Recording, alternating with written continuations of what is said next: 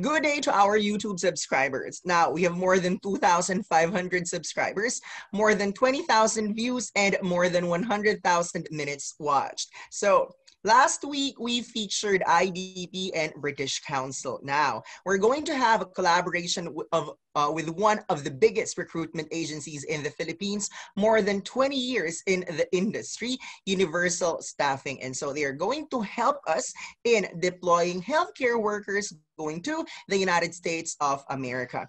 If I'm not mistaken, they also have services bound for the Middle East and the United Kingdom. But for this morning, we're going to focus on USA. So we have with us the president of Universal Staffing, Ms. Yolanda De Castro, and also Sir Franz Brillantes. Good day, Ms. Yoli and Sir Franz. Good morning. Good morning, everyone. Good morning, Sir Irvin. It's so nice to see you again after a couple of months. I'm happy to see you again. Morning, Sir Irvin. Okay, so for our YouTube collaboration, we're going to focus on EB3 immigrant visa for the United States of America. So for our first talking point, will you please give us an overview of USA EB3 or employment-based 3 immigrant visa for our subscribers? Yes, Mr. Irvin, as you have said, it's employment-based third preference, which means that even if it is a permanent visa, this is actually immigrant and most popularly known as green card. It is sponsored by the employer who hired the nurse. So unlike the permanent visa, which is sponsored by the family, this is different because this is sponsored by your employer, which means that a nurse is bound to comply with the terms and conditions of employment given by her employer or his employer. Initially, for example, in the contract, they said you have to stay for 3 years or 4 years because I will issue you an immigrant visa. Then a nurse should agree on that before even continue to apply for unemployment. And this is a permanent visa, which means after finishing the first contract, she is free or he is free to move to another facility. She's not tied up forever. However, if she wants to stay for long, then it's okay. The good thing with this visa is it is permanent and there's no expiration. And another good thing here is because it is permanent, then she can bring her spouse or his spouse and children below 18 years old. And the husband or wife can work in the United States on employment also because they are also immigrant. So unlike the H-1B, the H-1B's husband or wife cannot work. They are not allowed to work. Here, the spouse can be gainfully employed. So that's the EB3. Thank you for the overview. Yes, Sir Franz.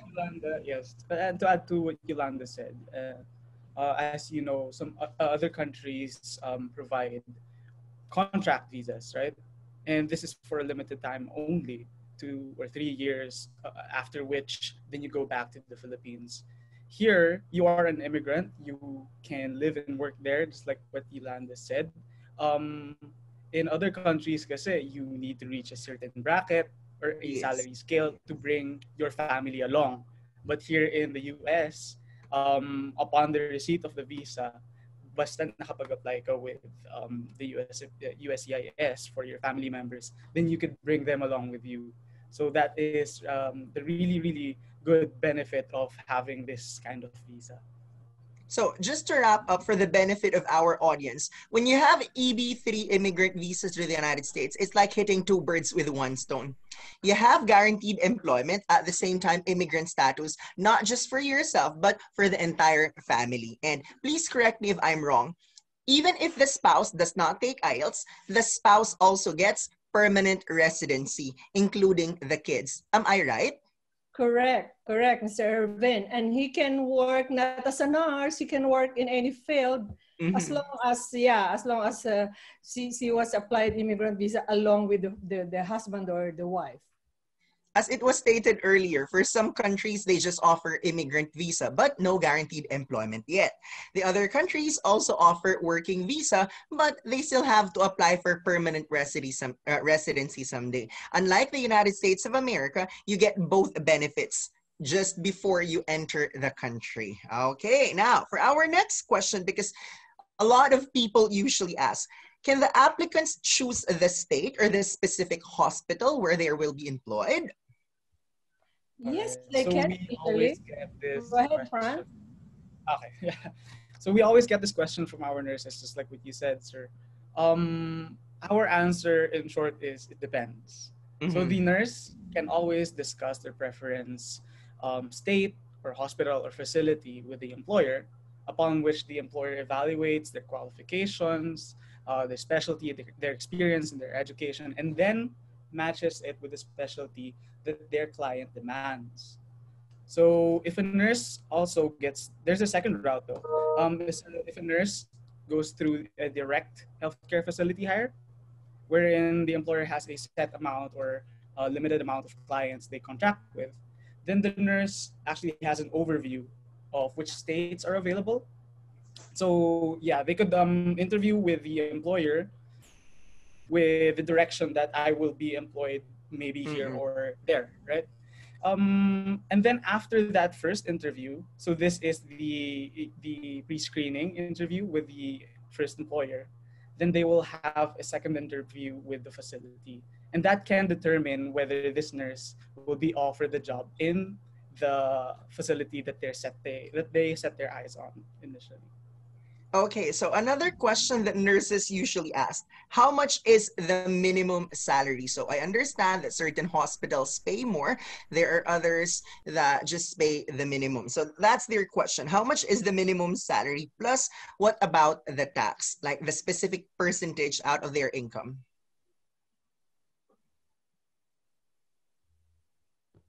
Yolanda, you want to take this one? Yes, Franz, go ahead. All right. So yeah, how much is the minimum salary? Well, it depends on the state that they end up in. Since different U.S. states have their minimum salary brackets for this kind of job, healthcare workers and the nurses. So you have to remember, though, that salary is not the end all be all, right? You have to account for the cost of living, the Mm-mm. price for accommodation, the commute, and all these other variables, that leave you with the end salary that you have after the month. But to be more specific, our employers give a range of around $25 to $34 per hour, if I'm not mistaken, depending on the state that the nurse ends up in. So take note that this is a per hour basis because your salary or contract takes into account key benefits or pay benefits like paid time off, overtime, night shifts, holiday work. And so the 25 to 34 is the minimum salary, but it has the potential to go up depending on how you approach your work. So for Okay. taxes naman, yeah, federal taxes, yes, you have to pay them because you are a permanent resident. Mm-mm. You have to pay social security. And if you have car payments, if you've purchased a car plan, then you have to pay for that. Okay, so let's just do the So, mathematics. I have with me here my calculator for the benefit of our audience. So the minimum is 25. Let's multiply that by minimum of 8 hours in a day, and multiplied by the number of working days per month. So that's like 22 working days per month if they work for 5 days a week.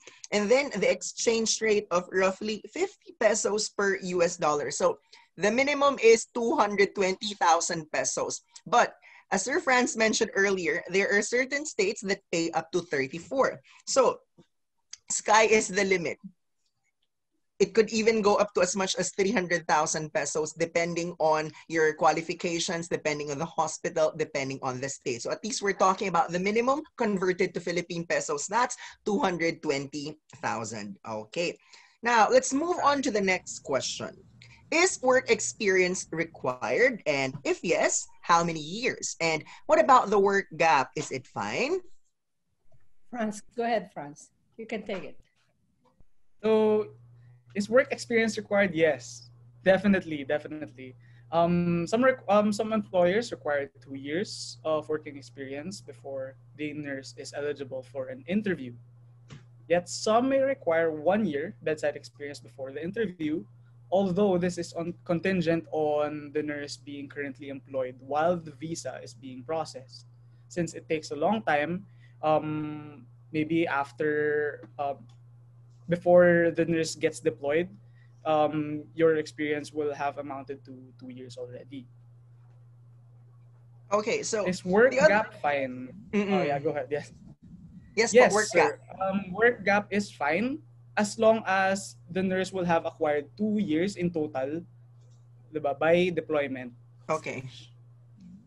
Okay, so speaking of work experience, the others are asking us, what if they're working not as a hospital nurse, but they're working as a private duty nurse or community health nurse, or say, for instance, yes, they are RNs, but they're working in a call center. So can we specify which work experience is allowed and not allowed?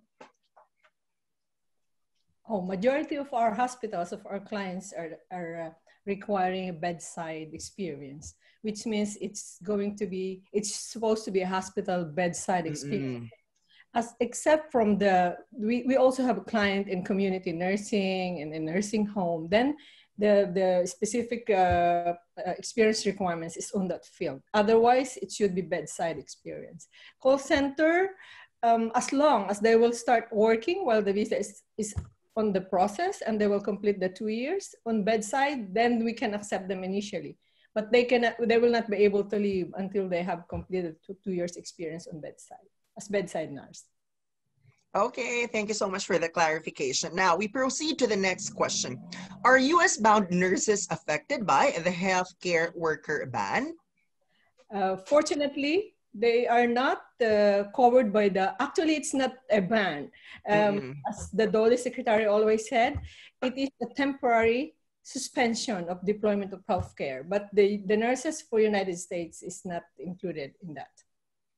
So this is exactly the reason why I'm always pushing for the United States of America. If we look at the statistics before ECQ and after ECQ, so apparently there are 6 countries that require English exams. So there's US, UK, Ireland, Canada, Australia, and New Zealand. Before ECQ, just to give our audience some information, top 2 destinations prior to ECQ, UK and Ireland, and then top 3 and top 4, US and Canada. This is based on the information provided by the IELTS test takers in the Philippines, because there's a question there. Where are you going? Which particular destination? But after March 16, there's a sudden shift.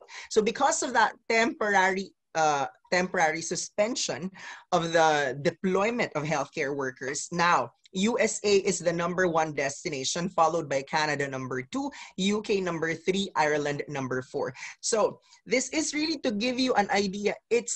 Well, you are not alone. A lot of the nurses are choosing the United States of America. And why? As Miss Yoli explained, USA, fortunately for you guys, will still allow you to process your EB3 immigrant visa application even with the ongoing ban. So obviously, you know, the advantage. You don't have to wait for this to be totally lifted because you can still continue processing your documents. Now, let's move on to the next question. Well, I understand there are certain applicants who don't have patience, but how long is the average processing time? Go ahead, Franz, go ahead. So the approximate timeline is around 15 to 24 months after filing of the immigrant visa petition. But it ultimately depends on the US immigration timeline or the visa bulletin. So we've experienced before retrogression of for the visa bulletin for about 3 to 4 years or more even, you know. But the visa bulletin right now, it's current. So we could expect nurses who were interviewed before to be deployed within a year's time. Actually, to give you an example, we already have nurses who are in the final stages of their visa immigration process, and they've only interviewed around December, right, Yolanda? Yeah. So for this one client, less than a year. so they're at the final stages already, and that's like what 12 months pa lang, or less. Yes, less than 12 months. And it's because the United States immigration moved the process to October 2020, which is current now, which means that those nurses who applied and have completed the documents and our lawyer have processed their immigrant petition on or before October 20 are qualified for that current October 2020 given by the US immigration. But let me tell you that this is not a permanent status, current status. The US immigration might move it again backward. So I encourage the nurse now, if you have pending application and you did not complete your documents yet, please complete it before October 2020 so that the lawyer can file your application before the end of October.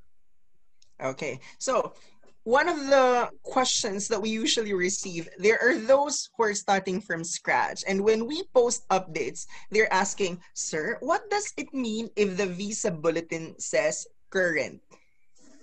Oh, like I explained, when you say it's current, that means that the immigration is processing up to that date.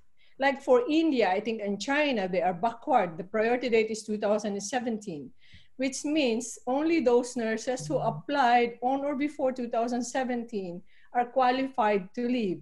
In the Philippines, we are current now, October 2020, which means if your visa was approved prior to October 20 and the lawyer have completed the process of your immigrant visa in the National Visa Center, we commonly call it packet 4. If we have the packet 4 on hand already, then we can put the nurse interview in the US Embassy and they can leave immediately. Okay, so thank you so much. Very lucky. The Filipino nurses are very lucky. Yeah. We are now, yes.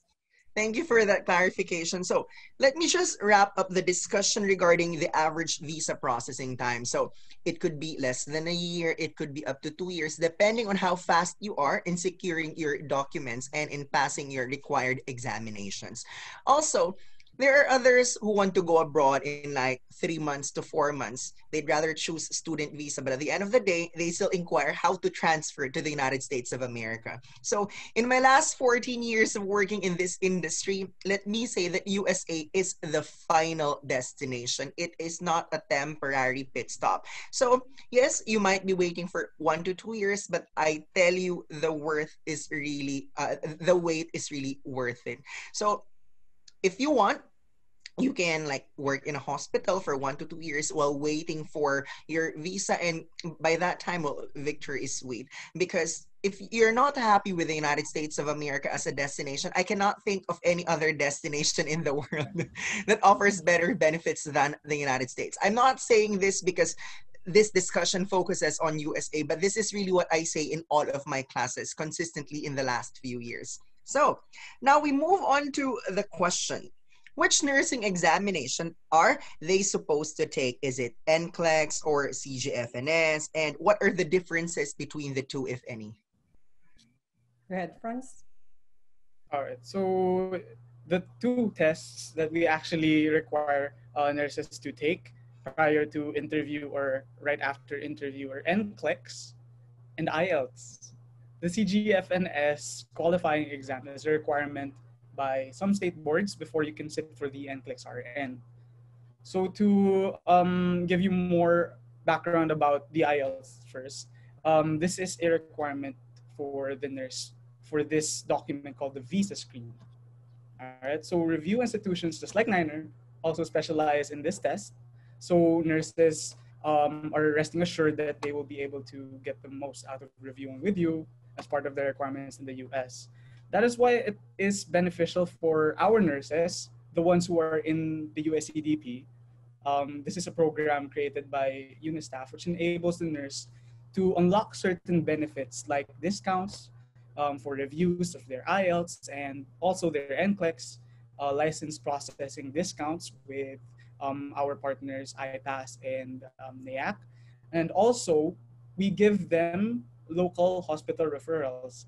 So a while ago, Yolanda was telling you about nurse experience where they have to be currently employed bedside. So this is a benefit of the USCDP. We actually refer nurses who are not employed currently to go to these hospital partners. So yeah, that's IELTS. And NCLEX is a requirement for licensure by most US state boards. So yes.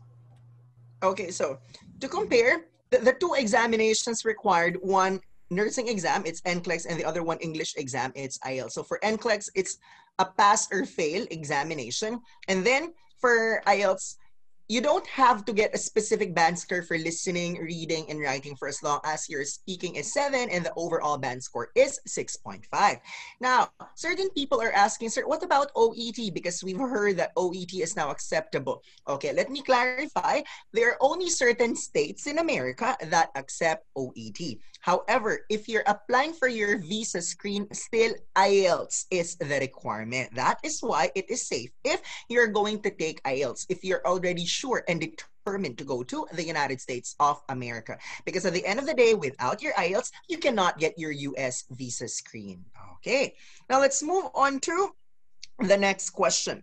Most countries require show money for the visa application. Is it also the case in the United States of America? For immigrant visa, actually, it's not required because as an immigrant and as you know, as employment based, as we said, the employer has already a preparation prior to the arrival, which includes their temporary housing, allowance for some amount of money that they can use. However, we still encourage them to have their own money when they leave so that they'll be comfortable. But as I have said, everything from transport, from the airport to the house to the initial budget, and everything will be covered by the employer, including the airfare. So they have nothing to think about except to get ready. Get ready yourself. Must be, you know, you have to be confident that your next destination, your next home, will suit your needs, and you know, is the destination that you've chosen. So we require them. We don't require, but we encourage them to have a little amount of money for their comfort. Okay, And so I think some of the nurses, sorry. All right, so go ahead, a lot sir. of the nurses always confuse the U.S. tourist visa requirements with this EB3 visa requirement, where I think tourist visas would require you to show money, right? But with this type of visa, it's not required. That's why you go through this very long and complex documentation process. This is for the government to assure that, you know, hindi ka magti-TNT to the US. You will provide work, diba? And you have the expertise to provide work to the US. Okay, so just to compare, there are certain visas worldwide that require show money. So what is show money? It's not necessarily an amount that you pay the embassy or the employer, the hospital, whatsoever, but this is to prove that while you are not yet employed in that particular country, you can pay for your needs. However, we're not talking about student visa here. We're talking about employment-based EB3 immigrant visa, which means to say you already have guaranteed employment. So what's the point of providing proof of funds when in the first place, the employer can already vouch, knowing that by the time you are there, you already have work? So for student visa applications in some other countries, they require you to have minimum of 500,000. And then if you're going to bring your spouse, going to bring your kids, don't be surprised. There are certain countries that require 1 to 2 million pesos show money. Forget about that because it's not required in the United States of America. Now you understand why this is the top destination right now in the Philippines. Okay, post ECQ, it's by far the #1 choice of the IELTS examinees in the Philippines. Now, what about this topic? It was touched a little bit earlier, but let's focus on this one. Who pays for the airfare? And what about the accommodation for the first few months? Go ahead. Go ahead. All right. So the employer pays for the airfare. As said in our previous answer, the U.S. employers provide different benefits around accommodation naman. So we can provide specifics for our employers. For one of our employers, they provide accommodation, food, transportation for a maximum of 4 weeks, all free until the nurse is well settled in their new home. One of our employers naman, they provide 3 months of dedicated orientation and assimilation program. In this stage, the nurse is required to live in a boarding house along with their peers or their cohort since adjusting to some lifestyle changes in certain states or cities can be difficult sometimes. And our employers understand that. So these employers took the time to incorporate these programs to assure that the nurses are well adjusted in their new homes. So we are confident that our recruits are in really good hands. So just to give our audience, our subscribers an idea, 220,000 pesos minimum salary per month, no show money, airfare and accommodation typically shouldered by the employer. You're not required to get a specific grade in listening, reading, and writing. So I'd say that US has the lowest requirements as compared to the other English-speaking countries. Then, your spouse is granted immigrant status. Your spouse can work in the United States and you get to bring your kids with you. I cannot think of a better package than the United States of America. So having mentioned all of that in the last few minutes, now the question is, why choose universal staffing? Well, I know the answer, but it is best if Miss Yoli and Sir Franz here will mention the reasons why universal staffing has to be the choice of our US bound nurses. Oh, thank you, Mr. Irvin. Yeah, it's a nice question. And yeah, we are in the business for 22 years, and our main line actually is healthcare professionals, particularly nursing, and our main destination is United States of America. And we have served so many professionals from our country, and we're very happy to do that, to help our Filipino improve their lives. And yeah, our standard of service will speak for itself. But let me tell you that our service to our client, of course, fulfilling our requirements and our contract, giving them the highest standard service, fills only 50% of our ambition or our objective. The other 50% lies on making sure that our commitment to our recruits, the Filipino professionals that we deploy to different countries, are happy, comfortable, and contented in the place they have chosen, the destination that they have chosen, along with their families. Okay, what about Sir Franz? You have something to add to that?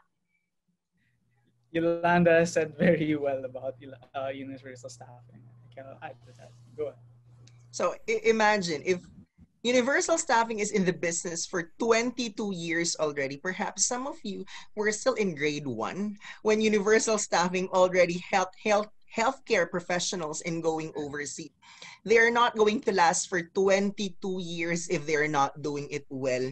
They're recognized by the POEA and is also multi-awarded. So we need you to check the link because we're going to include their website, their email ad, their contact details, their Facebook account, so that if you have questions, you can direct all these questions to universal staffing. So if I'm not mistaken, it's been 30 minutes already. Wow, it's quite fast, but everything that we discussed, I'm sure will help the nurses in deciding for their future. So I hope that we did not waste your time. So if you have more questions about the examination or about going to the United States, you can contact 9.09er and Universal Staffing. So tune in for more videos here at YouTube, here at the YouTube channel of 9.09er, because rest assured, every week we will feature new content to help our Filipino professionals reach the destinations of their choice: US, UK, Ireland, Canada, Australia, and New Zealand.